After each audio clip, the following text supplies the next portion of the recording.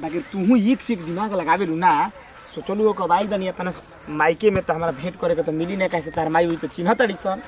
मायके मिलते नहीं के ससुराल में मिलते नहीं के मिले के तो मिली जा कहां हमनी के बाकी कितना निमन तो दिमाग लगा देनी है कि मम्मा कहां चली आ मम्मा का कुछ दिन रहब जी ना कहीं चल जो जी से घुमा हूं केहू पूछे वाला बा साफा एकदम कह दियो कि हमार देवर बस आ सब गुजा आगना में नेवर होकर रही हमनी के आएंगे हैं कौन बात रही तो हम भौजी भौजी तारे के कहम होगा आगना में कातम नहीं हैं भौजियों को मजा हमरा मिली आ मेहराबू को मजा मिली गर्लफ्रेंडों को मजा मिली गर्लफ्रेंड कहीं मत हमरा के एकर मन दूसर में कैसे मन बना शादी करे के तब ना गर्लफ्रेंड बनावती शादी बियाह तो तार तो हो गेल बा तू ही तो पगली हमर से बियाह ना करी का हम कहियो ई कुल बात तब हमारे याद परलन तो भेजा लागत जान लो ले ले तनी लेकिन देखो अब जब आराम से 10 दिन रह लिए छे आ आगाना में तारा के भौजी कम तो खबर हो न आ तू हमरा के बबुआ जी कहियो आगाना में हमरा के बबुआ जी कहियो ठीक बा आ बाद में तो अपन केहू ना रही तब तो राजा जी करेजा जी होइबे कहियो के देखिए बता नानू हां वो पूछे के नहीं हां चल तेज तो होइले हो ताकि बिना तहरा दिमाग लगइए हम जान तो कितना बेचैन है तारा से भेंट करे खातिर चल दिमागे ना बहुत बेचैन रही हम भागे कहीं ना के गई रही हमारा ससुर त पकड़ाई नी ना जान ली ओकरा के माना करत रही कि मत आई जी मार अरे तू देखो तू खाली ऑफर कर दे बोलू नु कि तनी मुनी के लागत है कि भेंट हो जाए लागत अभी हम 100% एकदम सोच रहे हैं कि भेंट अब हो ही जाए ये हमारे बर्दाश्त ना होला जान लो एकदम केनहू पता लागला तो हरइले धुनरइले सीढ़ी फिड़ी सब चढ़ के छत पे चढ़ जी मम्मी यही तरह आई ढेर हमरा से प्यार करनी यही से बहुत ज्यादा नु डाक जनी कातना तक कातना तरह से प्यार करी ना का हम कहियो मामा मामा के चीज ना लो ना चिन्ह ना कदक जी ना कदक के बाहर रहत रह ई त बात कहिए दे हां रो का कह हालांकि तनिया से उनका नजर से हमारा बचा रहे के पड़ी जनलू मामा के सामने हमरा के कुछ बोला ना तो हम काहे के बोला हम पागल हई बोले भौजाई उजाई रहे तो कोनो बात के हम तारा के भौजी भौजी वही में कहत रहम का हां हमार भौजी का लगे सरन जी तो भौजाई ने कह मामा के पतो हां तो सरहजे के ना तस लगियन लो सार के मेहरारू हां मजाकिए ना लगे हां हां देखो देखो चल चलो तो अब ये गली में अच्छा से चले हमरा के न धरी अरे हमरा साला रहबे ना करला राउर फट के हाथ फेर देवे एक क्षण दूरी हमरा से रहबे ना करला आई अब ये गल बनी जा चल चलो हो दादा ले आबो हो एक लोटा पानी आ तनी जाई गोइठवा सरिया के ले ले यही सुखा गेल बेटे मामी मामी हां कहां बनी आ हे छोटी बुची गोड़ लागे तनी भौजी खुश रही मामी कहां माने पाहुन जी त ना होई काहे त उहा के परीक्षा लड़ी त हमरा याद बा देवर जी है ना जी हां ई भाई बाहर रहत रही पंडावा अभी बाहर में रहे नहीं कबो आवे नहीं रुकी कुर्सी लेके आवा अच्छा जा दी कुर्सी ले बस हमनी के राख ढेर हमर मामी दिमाग लगावे ले का दिमाग लगाई माने दिमाग लगाई पतो से तो पास हो गई ये पहिल का पड़ाव पार दूसरा का पड़ाव के बारी बा ना आवत जा हमारा से ढेर ना बोली कोई रहत आनंदोई जी के भाई होय त रहुआ त नंदोई जी लागब ले देखो बैठी जी बुची और सब सुनाई ठीक बानी नु हां हां सब बढ़िया बा ये मौका लग गई राती में जाग के आज कबूतर मड़ई में हां ला आ बात हमरा घर नहीं है जी आय मड़ई में पाहुन के सुताईब ना उ कने के ढेर गर्मी होता ना तो मड़ई में चल जाई भई तो ना रहू त घर में ही का ए दा दी कतला दिन बाद आइल बानी आजी अब पहला रहू अलमारी पे भूला गई नी कहत रहने के भौजी तू पहन ला कहत रहने के भौजी पहन ला जल्दी में हम त अलमारी पे भूला गई नी बाकी तू पहन में ना कलू ओई के छुटुला भौजी ते तो गोड़ में खाई लगी लेकिन कुछ कहीं ढेर दिन बाद आइल बानी ना हां बियाह भइला के बाद खाली एक बार साड़ी पहिरावे नहीं रही जोई घर के नहीं रही हां ए मछलो भौजी अरे पानी वानी ले आइबो भौजी से कहत रहनी कि जैती तने बहरी घूमे अब रुक जाई पानी वानी पी ली एकरा बाद जे भाई देखो हो के मेहमान आइल बा के होती थी जी अरे मेहमान आइल बना तोहरा बिल्ली में से निकल ही हां गोड़ लगा खुश रही गोड़ लगा तनी भौजी खुश रही। अजी मीठा पानी लेके आओ तनी हम और सब बताई। मीठा पानी के एक बार इधर गोड़ लगा तनी भौजी। अरे को हाली लागो और सब बताई कैसे कैसे आईनी है। अरे का करना सोचा नहीं ना कि चली घूम फिर ली मेरा जी आई है के हमर देवर जी भौजी उहे तो हम कही कि पाहुन के तो सदिया में गोइले रहनी जा तो हम सदिया में ना आई में ना आ रही पता थी हां परीक्षा रहे। अच्छा ओकर परीक्षा रहे ना मोरे से ना आई रही ना यही से हमारी इच्छा ना बनो शादी में रहे के अच्छा जल्दी कोनो बात ना पढ़ाई लिखाई से बढ़ के बियाह शादी थोड़ी नहीं खे ना बात हुए बा ए भौजी तू समझे तलो तो समझे चलो दूसर कोई नहीं समझेला जिंदगी का ना सवाल बा हो परीक्षा उरीक्षा यही से नहीं चीजी और देवर बढ़िया बड़े है तना ख्याल रखो तरे लेके आइल बड़े बुढ़ा से कम थोड़ी नहीं के मानो मामी जी का है मम्मी जी का पता ना मम्मी को रानी है को तुम गोई रानी है जी और जा जा भेजा उनकरा के मामी के तना को ले ले पानी पिए के लेके आवत नहीं अनीता नहीं खेती सबके कर का अरे सब नहीं उन्हें बटवे जी लगले सब जुट जाई घबराई मत रुकी लेके आवत है तू तो साफा घुल मिल जात तो हमरा के भुलाइए जत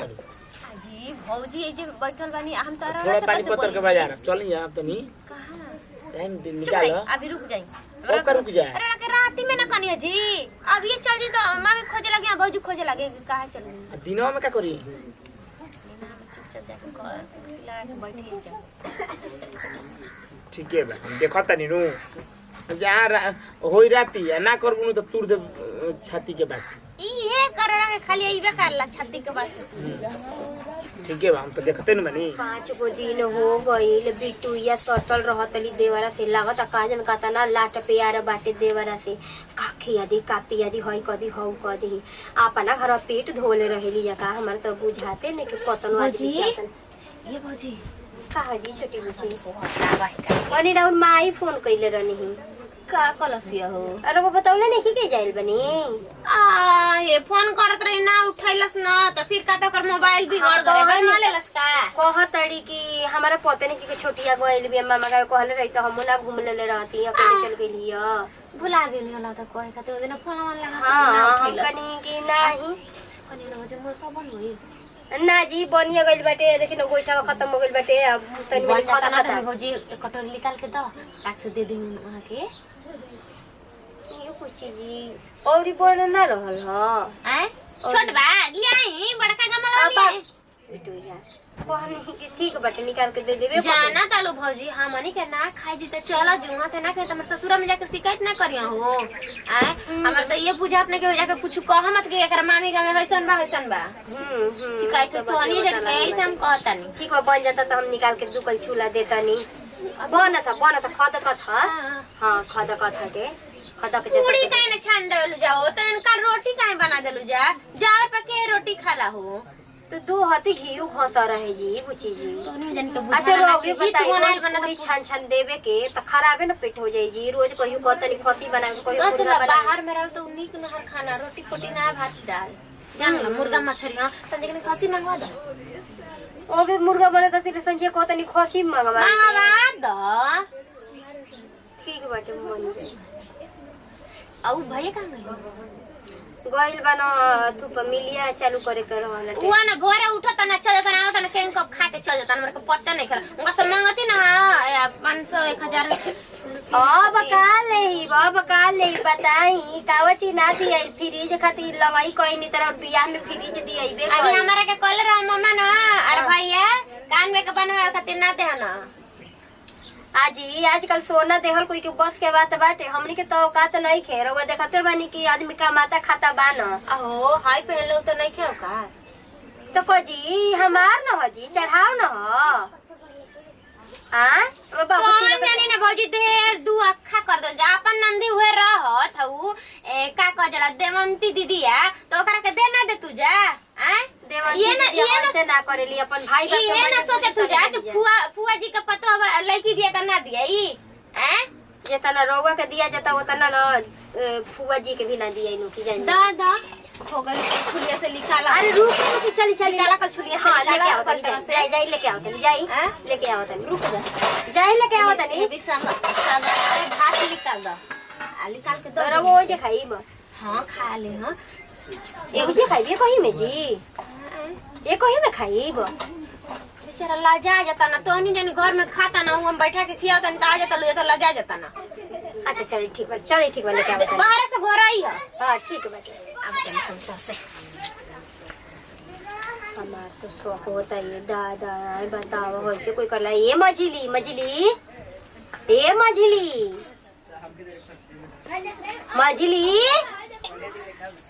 तो मेहरारू के कदम तना के बुझाते नहीं के घर में डकैती करके लेके चल जी हां कहां चिल्लाता हमारा शौक हो खाता के ठीक कैसन शौक? अरे धीरे धीरे बोल रे बौरहिया धीरे धीरे बोल रे कहां घर में बताई तुम अरे हमार शौक होता है ना आदमी करत ना धरत ना हमरा तो शौक लागत उल्टा सीधा लागत छोटी बुची सही छोटी बुची के देवर हूं हम का जानता नहीं जी अब हमारा उजे ससुरा के बारे में जाना था नहीं के कहीं में खियावत खातड़ी पियतड़ी अच्छा बताओ कि बाजी 5 दिन हो गए कोनो बात ना एकर में मुर्गा भर के ले जाके बोला के जइहो वाला लेके कहत देवरो और आदमी खाला साथ में वैसन थोड़ी नहीं की अच्छा तो एकरे में निकाल के खौल गइल बटे मुर्गा एक कटोरी आ भात क के ले जाके आ बोला के सब केवाड़ी खोलबई जा दे दो अरे वो का हो जाला जी कोई सोई में ऐसा बात नहीं केनु दीदी तो ऐसे आए पे कोनो चीज कहे नहीं ना का पता हूँ देखो तनी कि दिन भर बेटो एकदम पीछे पीछे लागा रहता देवर आदमी रहला तो वैसे पीछे पीछे लागा रहेला साड़ी के एकदम कोना धोके आदमी चलत रहेला लागत कि कोनो बात बा मुर्गा ना निकलल हुए तर के हम तो ससुराल से एगो आवे के मिलत नहीं खे तना दिन पर आइल बानी देखी तनी ए बुआ अबूचिया खुश रह जा का कर तारू आइल रहे तनी काम रहल निया। अच्छा चलो आ गई नी हां छोटी दीदी घरे आइल बिया। हां हो जाना तनी एगो जीजो के लेके आइल बिया। जीजा के हां जीजा ते एजा हल ही नहीं खा कहती के देवर है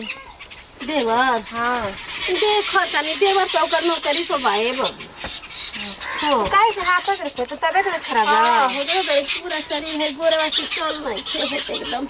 दवाई ना देखले है दवाई तो धुआ डॉक्टर ही से हम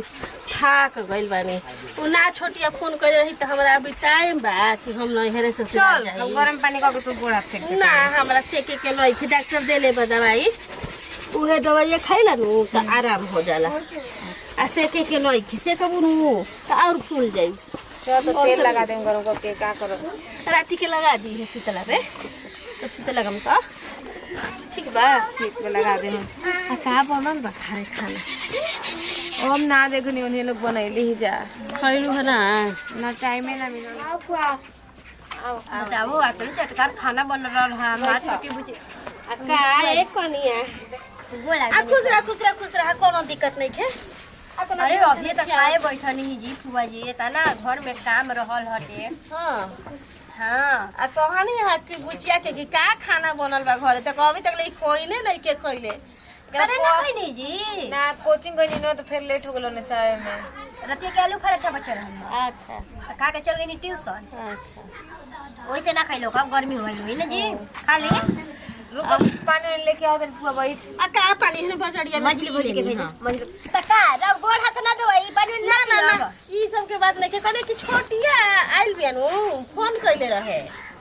रही कि छोटी बुची आइल बली वैसे मारे फोनवा कोई नहीं कहनी तो कहता कि माई के रिचार्ज ना रही से ना बतैनी तू फोनवा करू तबे तो हम जाना नहीं तभी ना जाना कहनी कि आइल बनाए बोला ई का ठीक में फुआ जी रउआ से हम बात कहतानी मानतानी जी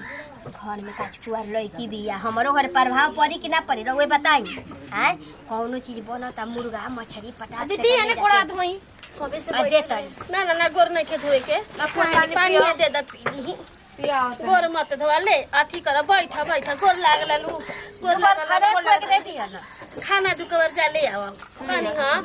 कि खाना ले आवा हम पानी पी लेते बुची से भेंट भइला कौन बुची से छोटी बुची ले अभी कहां हमरा भेट भेल अभी तो ए जे कनिया बिरिया के मड़ई ले बानी मड़ई अकेला ही मड़ई में रहतनी देवर के हां ले देवर हो जाई साथ में रहतन जब ना हो जी जाके कवर ले आवा ले आवतनी आ छोरे वाले ने दे कनिया मिठाई उठाई ले हां दे ओ नहीं खोली हां ओ नहीं खोली हां ओमे माने सब सामान बा ठीक बा जी साड़ी एगो ले ले बनी लुगा आलू का के मार कौन काम रहल है आ ना इतना दिन पे आए नहीं हर त लुगा ना लेके आए मैं बताव कनिया आ कौन की और माई बड़ी के लुगा पहिरावल जरूरी बा अरे ना बहनी माई नहीं खी त तू लोग का हमरा के आदर भाव करबू जा त हम ना करम बताव छोटे पूछे जाई ना पूछ के आई के होती जा मेरा शौक वो खाता है से पुआ जी कौनो चीज बनत पटाक से का लेके चल जाता लिए कहीं में बिटिया खा तड़ी कहीं संग रह तड़ी हां ना हमें शौक होत रहे पुआ जी हमें शौक होत रहे लेकिन हम जात ना रहे हां देख पहले देख खाना में हां चचरा वाला में जाई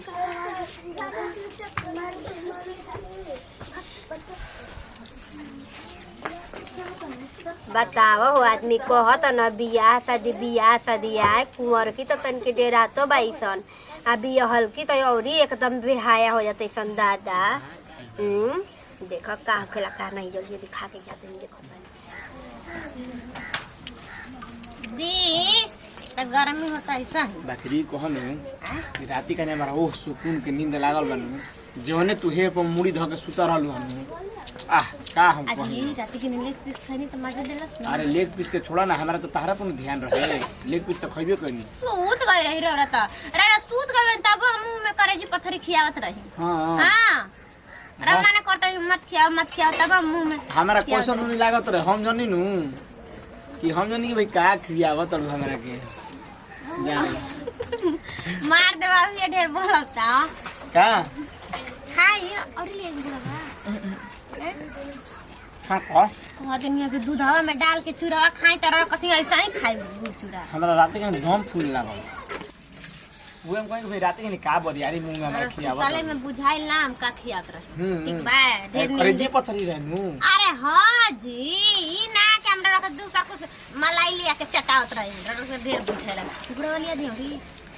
ना कन्या के यही बिना वही बात है आई आती के कह देले बानी भौजी से ना अथी बना आई नहीं एन ना भौजी से कह देले बानी ना आई का बोला जाला जी खसी का शिकार कलर है ना तो कह देले बानी छोटिया हेने आओ हेने आओ कैसे आ गई तू कैसे आ गली काहे हमरा ना पता चली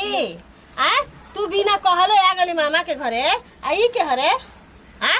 इज्जतिया हमारे एकदम आके ले बारू नैहरवा में आ चाची तू के हवा तू कहता इसके दे हम कहता नहीं ना इज्जतिया हमर नैहरवा में जौन आके ले बारू ना एक बाकी ना छोड़म तारे के जान लो चाची तू मत कह सब के जान दे चाची सब को जान जाई हमर इज्जत करे नैहर में आके तोहरे इज्जत हाय ना कइले बिया ये चाची तोहरे इज्जत खराब होई हो हमारी इज्जत खराब हो गइल अब का होई अरे अब का होई अब त भतीजा तो जान गई हम चल जाता नहीं हम चल भाई बा हमर भतीजा बा गांव बा हमर पूरा परिवार बा आ हमर होई देखो हो ये जा बिना कहले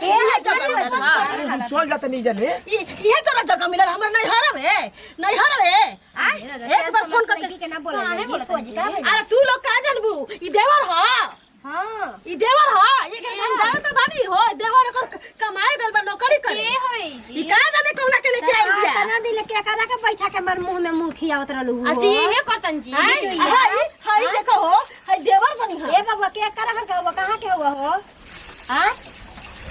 अजर हमारा मुंह में आ गल बनी ही जा परीक्षा लगवावे खातिर जा नैहर में हमरा आ गइली चूरामनपुर के के हो जी के होते हां कुआरे में के त हमरा नैहर आवे खातिर धर आ कुआरे में के बता तोरे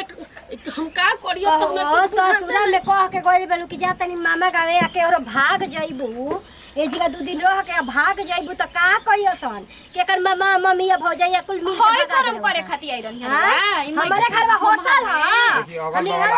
अगल बगल घुसर रे ले के पीस खाता रह तू बाबा की तारा के कुटम जाबी जानते नहीं घर में होटल हेने तारा के बोला हो बाहरी आवाज चाहिए बाहरी आवाज जाई अगल बगल के आदमी जनियो तो शिकायत हुई जनो नहीं हम चल जाता नहीं इनका तो भगा दसन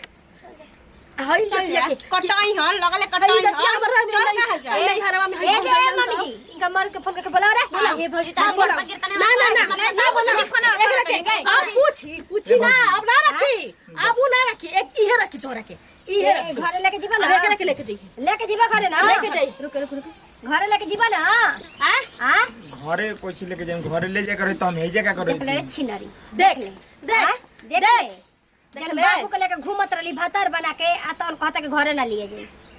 अभी ना लिए जी अभी कहिया लेके जाई हम अरे बाबूजी बीमार बनी आओ भातरा ले जा सेवा करवाई ह ले जा उनका केना बताएं फोन अभी कर बताओ। मरद के है अभी बताओ आई बतियावा जब ना आ कहां भातार लेके आई बनी आवाज के बाद बच्चों गलती ना कर करे कन्या करिया फोन कर चाची देखो आवाज के बाद इनका अगल बगल में हम ना लोको काम अगल कर बगल हम का काम करतनी कर उठ बैठ कर एकदम साफ हम गंगा जी में क्रिया खा के कहतनी अब कबो आज जा के लोको बाद ना कबो ना। कबो ना कबो ना कबो ना आ तू रे तू आ तू हो तू हम हाँ तो कान धके उठ बैठ कर तू क्रिया खा कि आज के बाद कबो नहीं एतिया पलट जी आज के बाद जय बच्ची है इनका तो बियाह शादी एकदम हो हमारे गई करती है हमारे हो देला से हो हो देला से एकदम हमार नहीं हरवा में हो देला से हमरा के जइबा के जे रहब जा हो देला जा निकल जान नहीं पुतरू तो हम जाते अथिए बनी। कह देब आय तहरा के आ ढेर अथी भइल बारू उ दूसरा आय देवर अब औरत कमा तारन जौने गोड़े हाथे आई बोलू तौने गोड़े हाथे अबे रात अभी रात ना देख तू जा ऐसे कुछ छोटी ना कनिया ई नहीं भौजी अभी अभी चल 3-4 दिन होते हैं तो कहियो से भाग के चले अभी रहे ना 10 दिन ना ये दादा तारा पर विश्वास में हो फोन करी जा फोन करी जा अटैची ले आ निकल जी ले आटे चिले अरे अरे जाते भेट हम इनका के घर मुना ले इज्जत है हमर बच्चा इज्जत से चल ठीक नो अभी इज्जत से जाए इज्जत से जाए का कहियो से हमर ससुरवा के हो कुछ कर दो इज्जत ये हमार घरवा के ना जे रहता इला हमार लेके घुमत हूं हेलो हमार घरवा के उठावा जाए लेके जा ढेर इज्जत खेल लेनी है जाए जा रा देखिए अपन भौजी हमने के राग ए रे सस भातारिन के ही आंसू रहेला ए दीदी असही रोएली सा जान जाए छियतरी चतरी करी सा गिरा तानी हमरे हां जा के अपना माई के गोड़ पे हम गिर माई के इज्जत ये छोड़ले बारी की माई के गोड़ पे गिरी हां बेचारी भागा में लुगा पाई माई के हमर लइके कौन हाय कौन हाय बिना ओ सही हम आइल झोड़ा लेके चलल बानी मनाओ ना भौजी देखी हमर बेटी काट कोन हम पर हमरो तो भईवा बहिन पाँच दिन ले लेके भातार के घर में सुतत हूं अकेले रहबो कोई के ना बुलाई कोनो ठीक बा ना बुलाई ऐसा कुछ छिहत्तर के कोनो ठीक बाटे आबा माई के तू माई जन तू आ जा। खाई तू आवाज ऐसा कुछ चोट छिलर के छोड़ जा खातारू माई माने समझलू आय चल भाई भाई लेके चल हमरा ना हम ना लेके जाई हां मैनी हम बस खाली देखे खाती भौजी आई बिया त हमरा के कहलस ना खबर ना रख दे जे भी हम जातन भौजी के मना जा मनावा आई हो हमर कवन इज्जत लेलस भाई बाप हमर का कोही कि कैसन फुआ के बेटी हो गइल आए बताओ परफेक्ट बोले बहन तीसरका बार जब गईनी ना दू बार लौट के तो तीसरका बार मेरा उठो ना मानी के हमनी के अपन टीम में हमनी के पारिवारिक वीडियो चले दिल तो लाइक शेयर कमेंट करते रहे सबके साथ देख ले